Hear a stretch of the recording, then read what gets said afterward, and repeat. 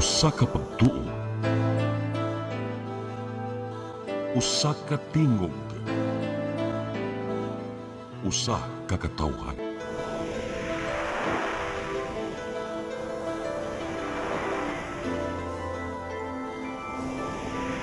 Cebu Catholic Television Network.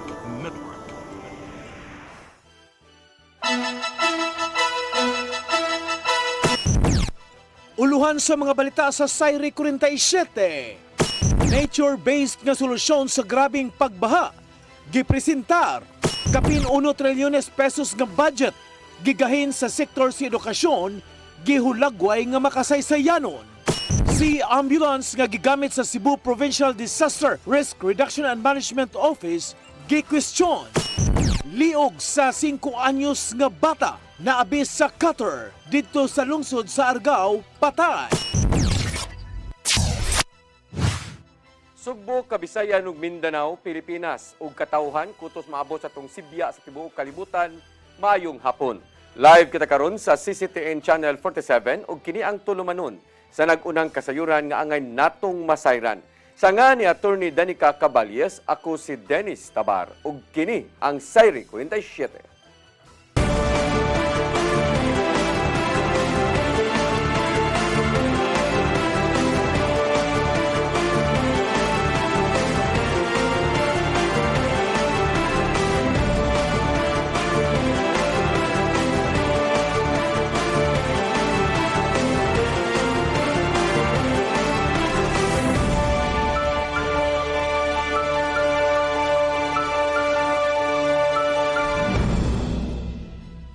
O karon sa kumpletong detalye sa atong mga balita, nature-based nga kasulbaran sa grabe nga pagbaha giduso sa Department of Science and Technology kuna DOST-7 ug sa mga eksperto. Kini aron dili na masubli pa ang dakong kadaot nga naangkon sa Sugbo tungod sa bagyong Tino. Ang kasayuran ihatod ni Gian Navarro. Adunay mga sugyot ang Department of Science and Technology ug mga batid ngadto sa LGU sumanatagamtaman ang hilabihang pagbaha human sa bagyong Tino dulan usa ka buwan ang nakalabay. Giduso nila ang mga kasulbaran nga nagagikan na usab sa kalikupan ug siyensya aron dili na mausban ang pagbaha nga niresulta sa pagguba sa mga istruktura ug pagkalasog daghang kinabuhi. Buot ni DOST-7 Director Tristan Abando nga makabaton unta og Integrated River Water Management System nga may musubay sa pag-awas sa tubig gikan sa kabukiran paingon sa mga sapa ilabi na sa higayong mubundak ang uwan. Ini nga magtukod sa naandang porma sa flood control infrastructure kinana makabaton og maayong saw-anan sa tubig kun galing mubundak man ang kusog nga uwan. Do we have enough trees to hold the water? Like, do we have catchment there? Do you have catchment ba dito para whenever there would be a huge amount of rainfall and then there will be huge volume of water, there would be enough catchment and it will not go downstream. At una sa duha ka adlaw nilang Water Secure PH Forum, usa sa mga topics nga gisgutan mao ang walay hunong nga pagbundak og daghang uwan ato sa Typhoon Tino sa Cebu nga niresulta sa pag-awas sa mga kasapaan. Kay gilauman man ang mga bagyong adunay dalang gatusan ka libo ka mga baril nga uwan giingusgan sa mga batid ang pagbaton og saktong watershed pinagi sa reforestation o pagpananom og daghang kahoy. Kumahimo ibalanse lang ang kalambuan sa kadapit ug ang iyang kalikupan alang sa maayong sustainable development. So even on the side of yung mga monitoring natin and updating of rainfall intensity, that will have to be done in order that the design consideration in the future, I mean, you are designing a drainage system and a flood control system, will need to consider the new data and information galing sa pag-asa. Sa mga batid, ang climate change isipinungdan sa nagkabati na nga bagyong Migo sa kayutaan nini sa nasod. Kay lakip man sa gisiguro ang igo ug mas luwas ka supply sa tubig, mitambag ang usa ka researcher sa mga LGUs ug ahensya nga kinanambana-banaon ang kinahanglanong gidaghanon sa tubig sudso sa kalugar. So there is something like social inequality in terms of water access, also because of the pressure of the water along the pipelines, no? So the water pressure is not normalized or not regulated. Ang ilang iniusang tambag sa mga ahensya sa gobyerno, himuong updated ang Drainage Master Plan aron kalakayan og kapugngan pa ang pagbaha ug dili mamong ang ubang kinabuhi. Gia Navarro, CCTN News. Masatagan og dakong pagtagad ni Mayor Nestor Archibal ang rehabilitasyon sa mga dapit nga giigo sa Bagyong Tino inay nga mohatag og Christmas party ngadto sa mga trabahante sa Cebu City Hall.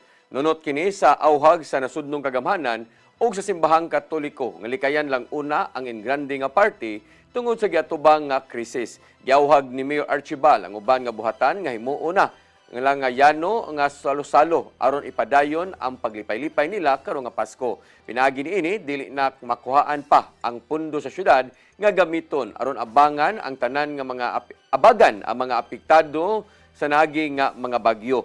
Mipasalig ang mayor nga makabaton gihapon og Christmas bonus ang tanan nga mga kawani sa City Hall apan igo lang ang maong kantidad gumikan sa kasamtangang sitwasyon.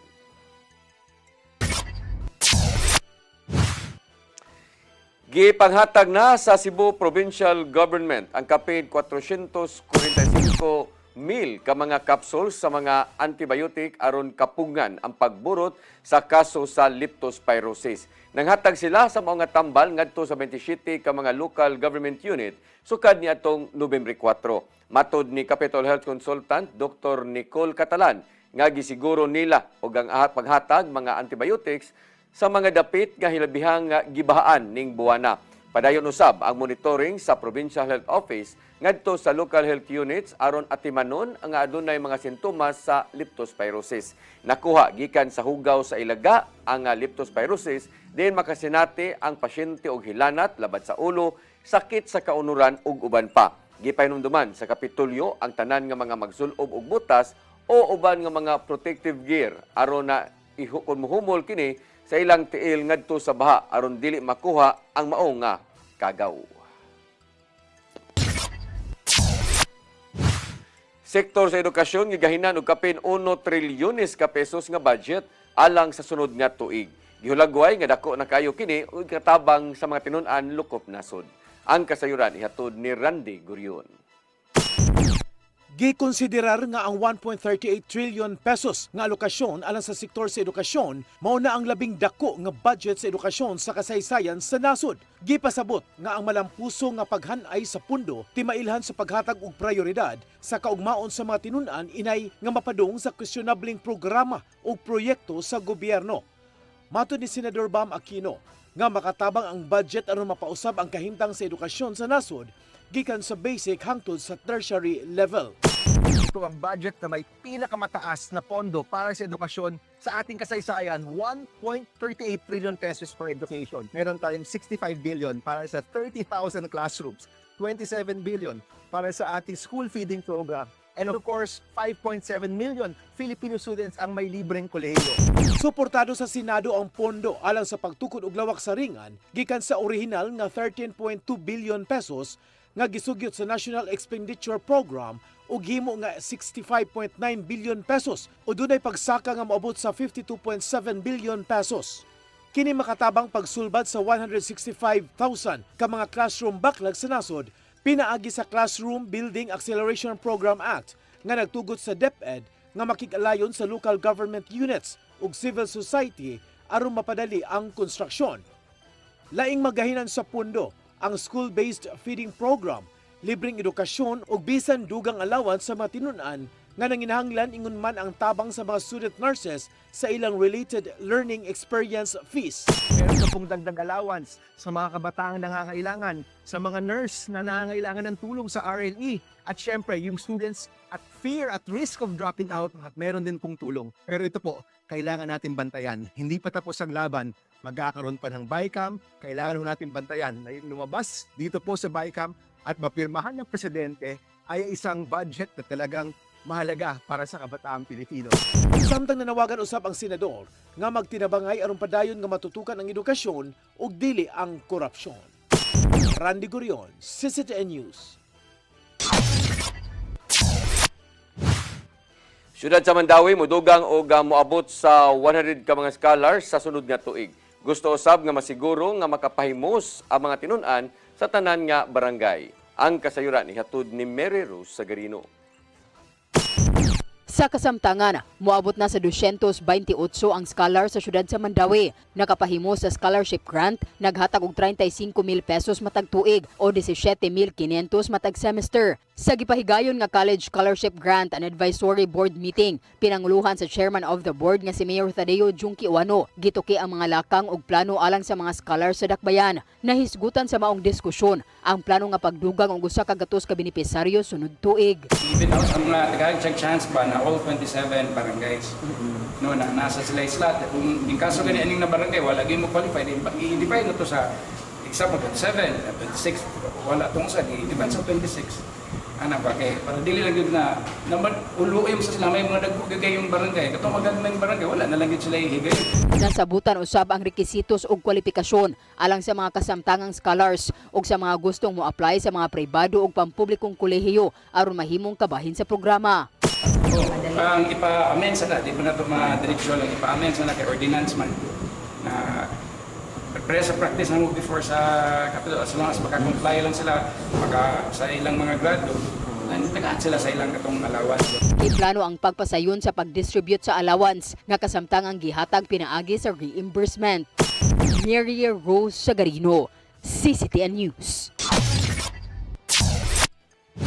Moabot sa dulan 58,000 ka mga bakanteng trabaho sa Central Visayas ang natala ni adtong 2024. Nagagikan kini sa dulan 2,000 ka mga kompanya nga dunay tagnapo ka mga trabahante o labaw pa. Sumapa sa labor survey sa Philippine Statistics Authority kon PSA 7 nga tungod kini sa kakuwang sa mga aplikante, taas nga sweldo nga gipangayo o kakuwang sa abilidad sa matag trabahante. Samtang anaa sa 570,000 ka mga tao ang narabaho sa mga formal establishment sa miagi nga tuig. Sa mao nga gidaghanon, anaa sa 81% ang mga regular nga mga empleyado, samtang 18.7% usab ang kontraktual o kaswal nga mga trabahante.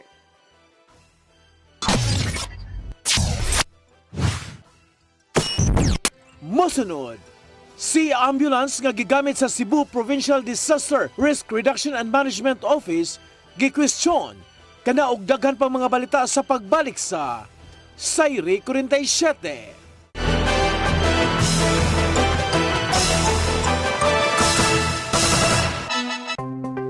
Discover the beauty of the Philippines.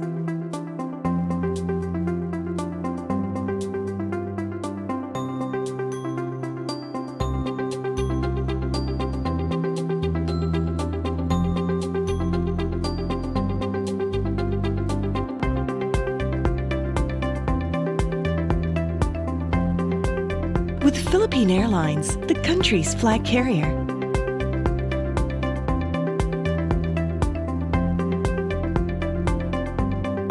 The airline that lets you feel the warmth of the nation.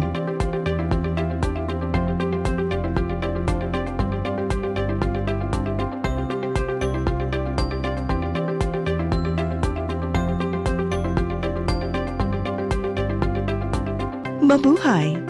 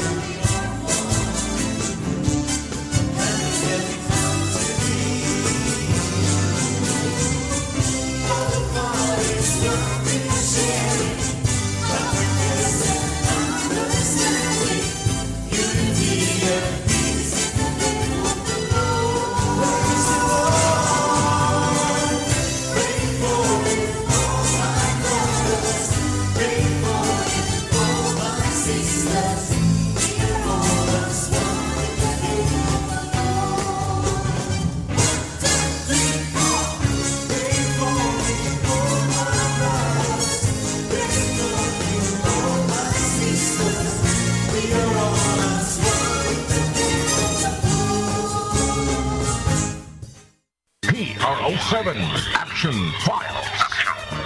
Mga panghitabong naglambikit sa katawan, gihatagan ng aksyon o kasulbaran sa kapulisan.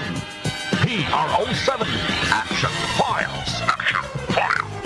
Base sa talaan sa Police Regional Office 7, nakatakoy panayong gisubay at taganong katinawan, pinaagid ng maong tulumanon.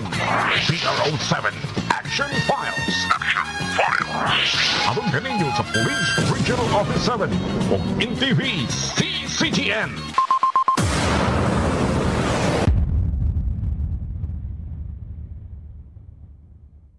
Press Briefing. Midweek reset. Real talk. From headlines to hot takes. This is Press Briefing, the show that has it all. Midweek, we cut through the noise and bring you the stories that actually matter. News, views, insider scoops, straight from the source. Right from the horse's mouth. Politics, public issues, community concerns, and controversy. We break it down. No filter, no filler. Press Briefing. Sharp, fearless, always relevant. Brought to you by the Cebu Press Club. Beyond the headlines, we are Cebu's voice. We are the voice of truth and reason in every town, in every season. With pens of light, we draw the line for justice, peace, and story spine.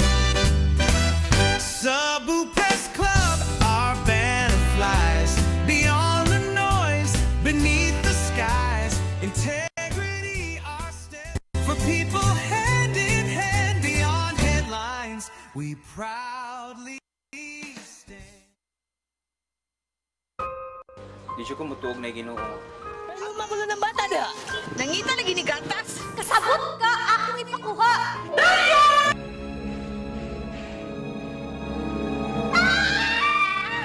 Ug naa sa unang Timoteo 3:15 nga ang iglesia sa buhi nga Dios mao iyang panimalay ug mao ang haligi ug sukaranan sa kamatuoran. Mayo! Basta tayo! May hatag lang unta kong gatas para sa inyong anak. Basin kadahong ka nga ikaw ang gwapa sa tibok kalibutan. Unsay reparation, Monsignor? Buhi kag laing bata aron mabayran ang imuhang nahimo nga dakong kasalanan.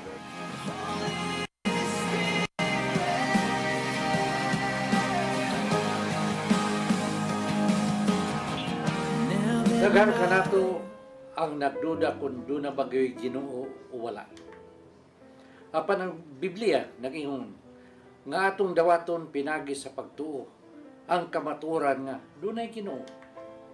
Sa Hebreo 11:6 nag-ingon, walay makapahimot sa Dios kung walay pagtuo. I came for you. I came for you. Holy Spirit.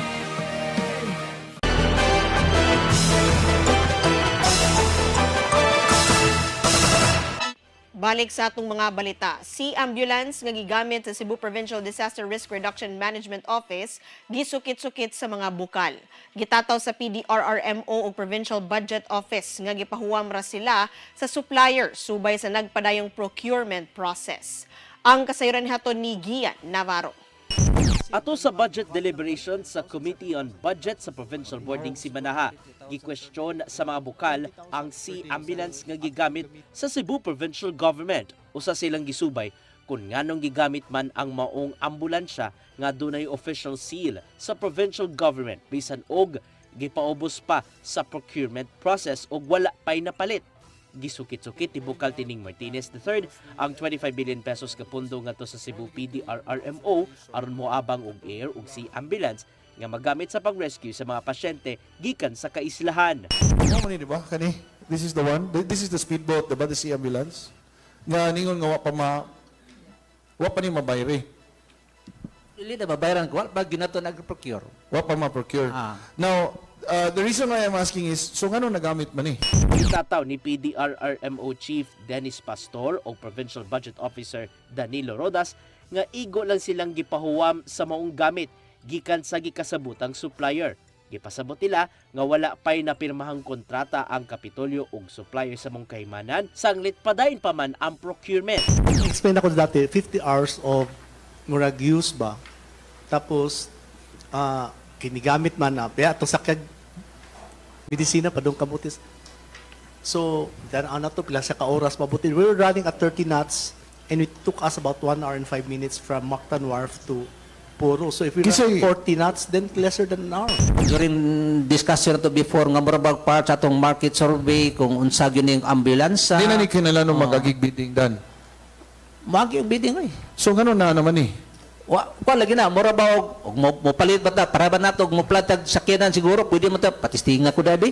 Sa miaging buwan gipaybaw sa Provincial Information Office nga gi-acquire sa Kapitolyo ang 11 Sea Ambulance. Gigamit usab kini niadtong sayong buwan sa Nobyembre aron paghatod sa matambal ngadto sa isla sa Camotes isip kabahin sa 50-hour product testing. Gikabalak-an ni Board Member Antonio Bacaltos Jr. nga mabutang sa alanganin ang Kapitolyo kung makasugat man og aksidente ang Sea Ambulance. In kaso lang yun kanang maka aksidente ngun ana sir dan unsa man nate obligasyon ana kay murag narabay logo sa province. Hinuon gipasabot siya ni Bukal Nilo Seno gikan sa Mandawi City Loan District nga ang registered owner maoy manubag kung mahitabo man kini. Mahuman ning simanaha ang budget deliberations sa Hunta Provincial aron maduso na usab sa mosunod nga session ang 11.9 billion peso annual budget sa Kapitolyo sa labing daling panahon. Gia Navarro, CCTN News. Nakatala ang Lapu-Lapu City Agriculture and Fishery Office og 43 ka mga pump boats nga nangaguba atol sa bagyong Verbena. Subay kini sa mando ni Mayor Cindy Chan human makadawat og taho nga adunay nangaguba nga pump boat sa Olango Island. Hinungdan nga gitahasan niya ang mga barangay kapitan sa pagkolekta sa mga pangalan sa mga mananagat nga naapektuhan aron mahatagan og assistance. 15 niini nagagikan sa barangay Kauoy, 11 sa Kauhagan, 9 sa Panganan, 4 sa Tingo, 3 sa Kaubian ug 1 sa Kalawisan.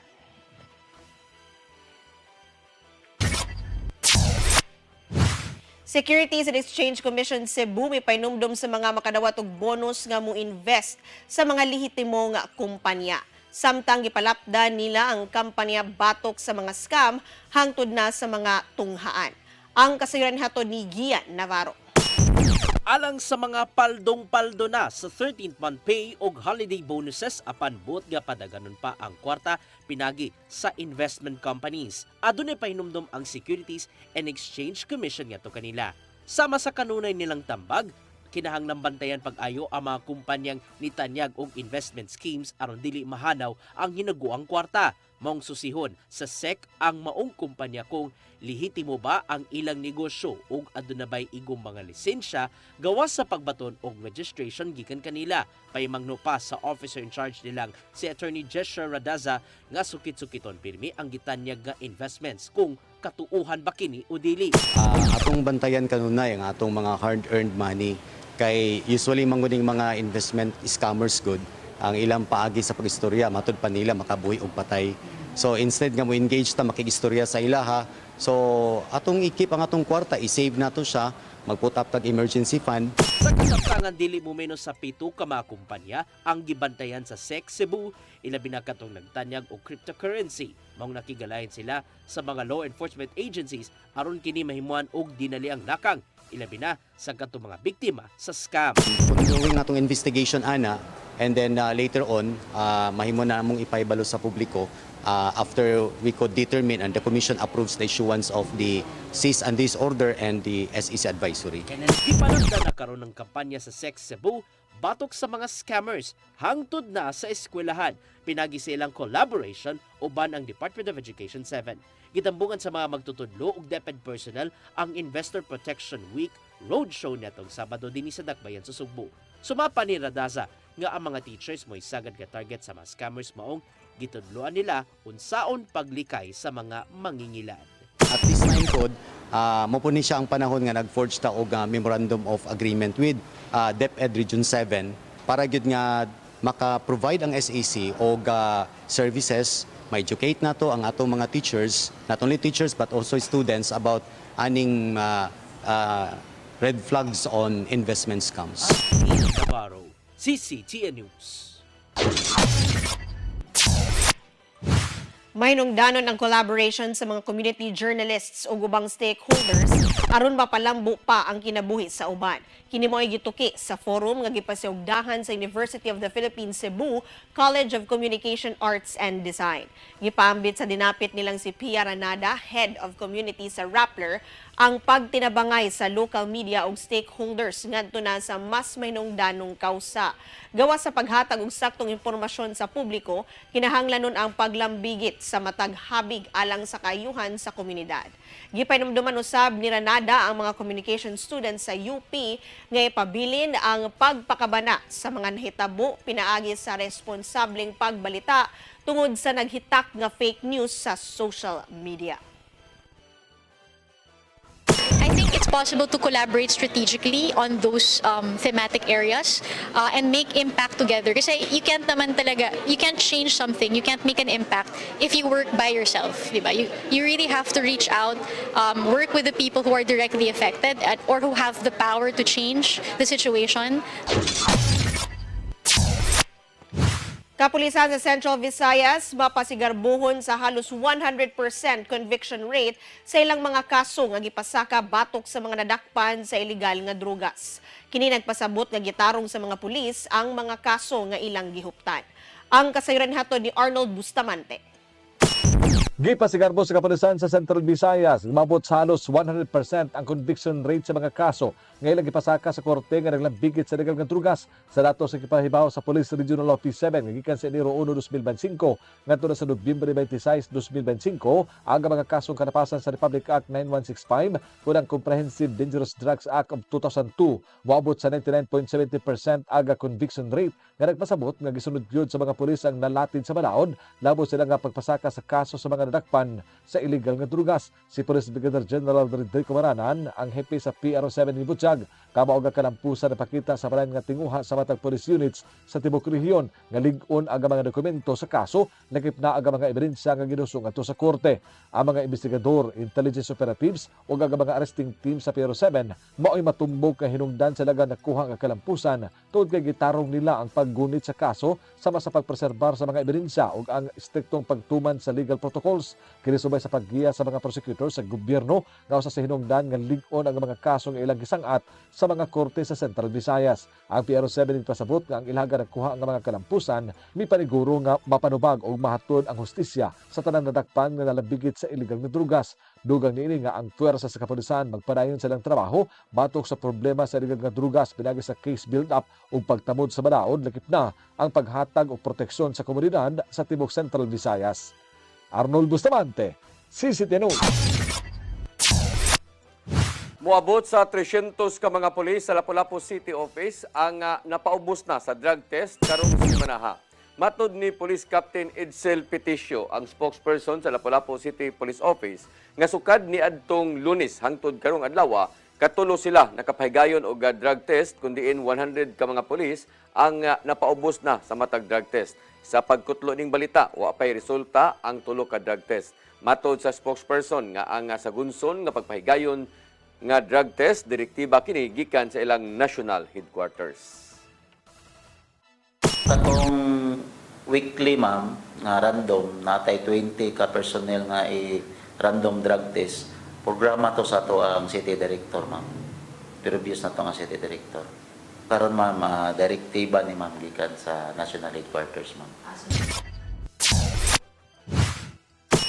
Mosunod, liog sa 5 anyos nga bata naabis sa cutter dito sa lungsod sa Argao. Patay, kanaog daghan pang mga balita sa pagbalik sa Sayre 47.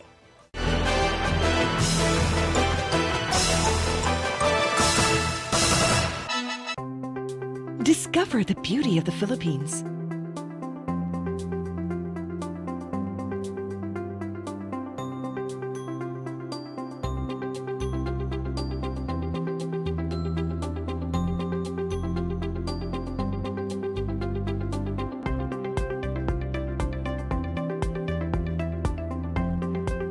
With Philippine Airlines, the country's flag carrier.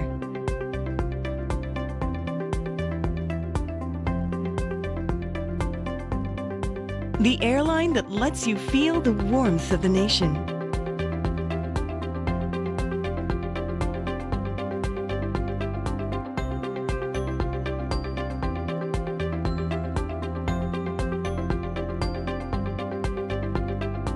Mabuhay!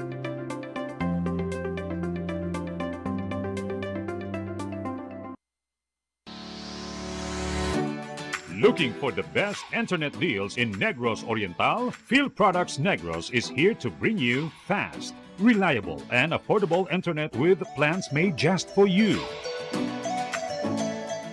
For as low as 899 pesos per month, enjoy speeds of 50 Mbps, perfect for streaming, working, or studying from home. Need more speed? No problem. Get 100 Mbps for just 1,199 pesos.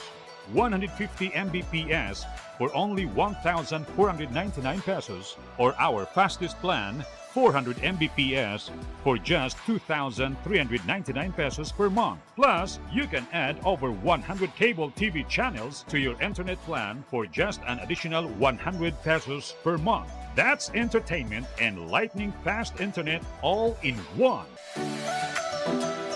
Enjoy no installation fees and start today with a 1,000 peso customer deposit. Call us now or visit our website to sign up with the Field Products Negros. You get internet that's affordable, reliable, and local. Field Products Negros, bringing you closer, faster. Call us at 0917-631-5240 or visit our website www.fieldproductsnegros.net or our Facebook page, Field Products Dumaguete. Subscribe now.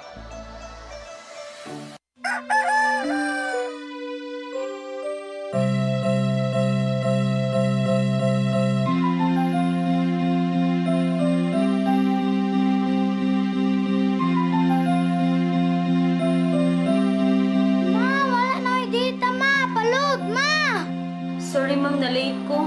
Nangita pa mong gusto para internet sa kong anak ma'am. Ay wala na yung problema. Pag sinisibo! Sinisibo, sinisibo.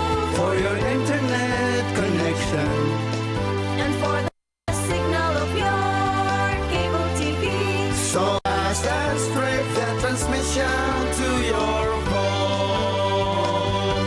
Sinisibo, sinisibo, sinisibo. Offers you to have fiber optics. For your viewing experience, perfect and clear, so fine. So great and affordable for you to enjoy. Sinisibo. Cebu Television Network Incorporated offers fiber to the home broadband internet bundled with fiber to the home cable TV connection.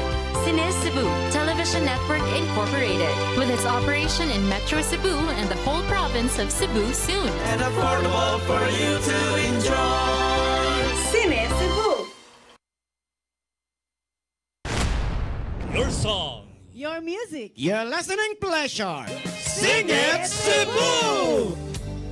And if I don't need you, this, my darling, I've been told.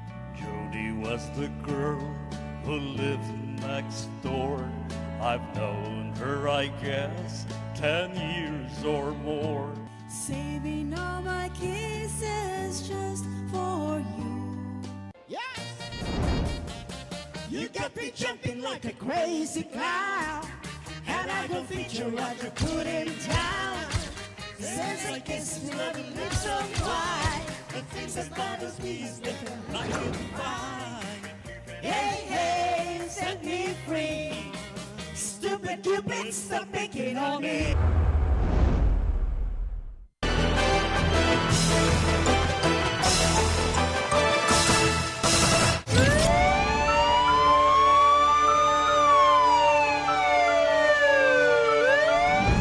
Balik sa ato balita, 5 anyos nga batang lalaki napalgan ng lutaw-lutaw sa tubig sa sapa sa lungsod sa Argao sa bagatang bahin sa Sugbo. Giingong aksidente nga naabis sa 8 anyos ang igagaw niini sa cutter samtang nanguha og kuhol. Ang kasayuran ihatod ni Arnold Bustamante. Patay ang 5 anyos nga batang lalaki humani maabis ang liog sa gamay nga kutsilyo kun cutter nga pangbago sa dahon sa lubi sa iyang 8 anyos nga ig-agaw sa mga barangay sa lungsod sa Argao alas 5 nito nga Miyerkules sa hapon. Bato ni Police Executive Master Sergeant Vivian Tamayo, investigador sa Women and Children Protection Desk sa Argao Municipal Police Station, nga unang minangop kanila ang inahan sa 5 anyos nga biktima human nila mapalgi ang iyang anak nga naglutaw sa tubig sa creek sa ilang lugar. Ang barangay ug pangalan sa biktima og 8 anyos wala nganli sa kapulisan tungod kay pulos minoridad ang dalambigit. Matod sa inahan nga 27 anyos nga niya alas 2 sa hapon sa susamang adlaw nananghid kaniya ang 5 anyos niyang anak nga manghuhag umang sa sapa uban sa yaga 8 anyos nga ig-agaw. Apan dako na lang ang ilang kahingawa tungod kay pagka alas 4 sa hapon iyang nakita ang 8 anyos nga naginusaran na lang nga miuli ug wala makuyog ang iyang 5 anyos nga anak. Sa dihang iyang gipangutana kung asa ang 5 anyos gitudlo lang niini nga nahabilin kini sa sapa apan sila ga pagsusi wala nila kini makita. Tungod sa kahadlok sa inahan nangay nakinig tabang sa mga barangay officials ug sa mga silingan aron nga pangitaon kini ug dako na lang ang ilang kakurat nga ilang napalgan ang bata nga naglutaw na sa creek nga wala na kinabuhi ug duna ni samad sa dunggan ug liog. Mihimo galayon nga investigasyon ang WCPD sa Argao Municipal Police Station uban sa Department of Social Welfare and Development ug ilang gihinabi ang 8 anyos nga may kauban ini. Miangkon kini nga samtang nagduwa sila lapok sa biktima. Iya kini gisugong ang limpyuhan niyang likod tungod kay katol na kaay kini apan gipatid-patiran siya niini. Kini ihang nga gihapak sa iyang kamot apan wala siya makabantay nga naghawid ay kini og cutter nga labihan kahait nga naigo sa liog niini. Sa unang tan-aw sa 8 anyos wala ra maunsa ang ihang ig-agaw nga mahinungdan nga niuli sa biniyaan ng biktima nga naghilak og gilabay ang cutter nga gigamit. Sa pagsusi sa mga pulis wala nila makita ang cutter samtang gikustodiya na usab sa DSWD ang 8 anyos ug gipaubos sa stress debriefing. Arnold Bustamante, CCTV. Tulo ka mga batanong lalaki na angol human gidunggab sa wa pa mailing sospek sa Barangay Mactan, Dakbayan sa Lapu-Lapu. Duha sa mga biktima mga menor de edad. Ang kasayuran hato de Crystal Joy Felerca. Naangol ang tulo ka mga batanong lalaki human sila gidunggab sa wa pa mailhing sospek sa Suong 1 Barangay Mactan, Lapu-Lapu City pasado alas 12 sa tungang gabi ning adlawng Biyernes. Ang mga biktima nagpangidaron og 18 anyos ug 15 anyos nga taga Sitio Pool, Barangay Bangkal ug usa ka 17 anyos nga taga Suong, Barangay Mactan. Ang 18 anyos nakaangkon og samad sa iyang likod samtang samad sa iyang kilid ang nihaguman sa 17 anyos ug samad sa iyang liog ang naangkon sa 15 anyos. Matod sa 15 anyos nga nianang higayuna padung naunta silang mopauli gikan na Masura. Apan sa ngitngit nga dapit sa naasoing lugar, nalabyan nila ang usa ka lalaki nga naghigda sa usa ka tricycle ug gitawag sila niini hinungdan nga sila ni Hunong. Sigon pa sa 15 anyos nga biktima nga nakainom ang sospek. Bumingnan man niya na kuan. Sa problema niyo day. Idol man niya. Magnila. Isukmag nila. Isukmag uso ka barkada. Wala ka ba na ni bunit ni bulhot og kutsilyo. Unang nadunggaban ang 17 anyos tungod kay kini maoy unang nisukmag.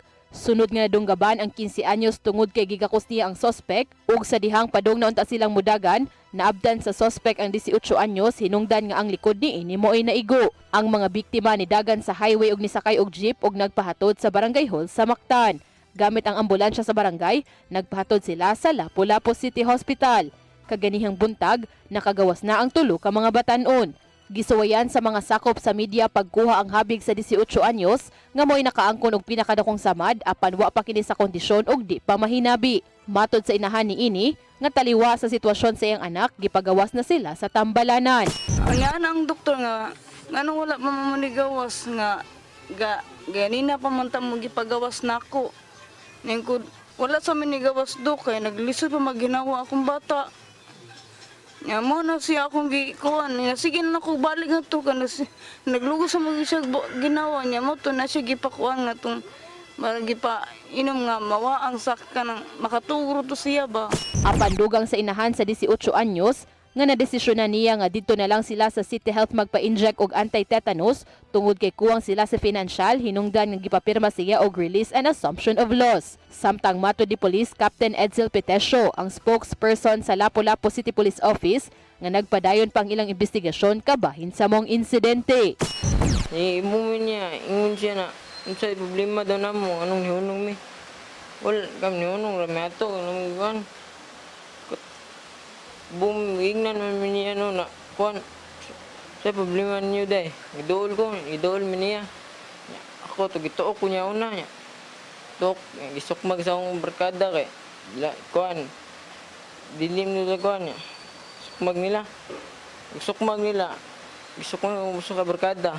Huwag sa kabaw na, ni bulhot o kutsilyo. Crystal Joy Felerca, CCTN News. Patay ang usa ka hubog nga senior citizen suman mahulog sa bangag sa Puruksay, Barangay Bayakabak, Maribuhok, Bohol niadtong Martes. Ang biktima giila nga si Raimundo Lasaka, 68 anyos ug bulupyo usab sa mao nga dapit. Nasuta sa PNP nga nakig-inom si Lasaka sa iyang mga silingan ug mo'y nahibaw-an nga patay na kining nakit-an ilawom sa bangag. Gituhuan nga samtang nagbakta si Lasaka aron mopauli, posibleng nasarasay kini tungod sa kahubog o nahulog sa wa pa kini nada sa tambalanan. Ug wa na usay nakita ang kapulisan nga foul play sa kamatayon sa mao nga lalaki. Corporate Social Responsibility Convention sa Visayas gikatakdang ipahigayon sa syudad sa Sugbo. Sa nitabong mga katalagman gimugatan ng papel sa pribadong sektor sa responsibilidad sa komunidad. Ang kasayuran hatod ni Mary Rose Sagarino. Sa mga nasinating katalagman sa Sugbo, gihimugatan ang pagpakigalayon tali sa pribadong sektor, gobyerno ug civil society sa pagtinabangay sa pagtubag sa nagkadayang isyu nga giatubang sa nasod. Lakip na niini ang pagpanalipod sa kalikupan, edukasyon, panlawas, financial inclusion, arts and culture, pagpalambo sa panginabuhian ug disaster preparedness. Sa pribadong sektor, giawhag sa pag-adapt og nagkadayang inisyatiba ubos sa corporate social responsibility, paghatag og kontribusyon sa kaayuhan sa komunidad ug sa katilingban. Subay niini ang League of Corporate Foundation ang gikatakdang mopahigayon og Corporate Social Responsibility Convention sa Visayas nga ipahigayon sa Mandawi, Pebrero 4 ug 5 sunod tuig. And as I said, disaster resilience. And as I said, we'll connect it to other components of disaster resilience, which is financial inclusion, health, and enterprise development or resiliency of business. Ilang gilauman nga pinaagi sa convention, mas daghang kumpanya ang makasabot og makahatag og mas lig-on nga kontribusyon pinaagi sa CSR. Gihimugatan nga ang labing kabus mao'y grabing maapektuhan kung adunay kalamidad o problema sa panggobyerno. A lot of the time, it's about the immediate community that you're in, who's around your plant. So you have to go in and you have to see like what are the needs of the community, but also what are the skills and knowledge and resources other than financial resources that we have in our company so that we can really like maximize the impact that we have to the community. Lakip karon sa ilang programa ang pagtukod og panimay sa mga biktima sa nahitabong katalagman og pagtanyag og skills program nga magamit sa ilang panginabuhian. So this time around with the recent disasters that happened, for Northern Cebu, we started off initially by sending water, food in Northern Cebu last October. And then we were fortunate that after we did that, TESDA said, okay, we will give you budget so that you could do skills training.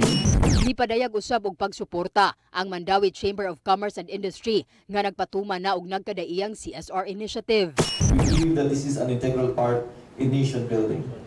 We look forward to working closely with LCF and fellow institutions in strengthening CSR practices that uplift lives, build resilience, and create long-term value for our communities. Mary Rose Sagarino, CCTN News.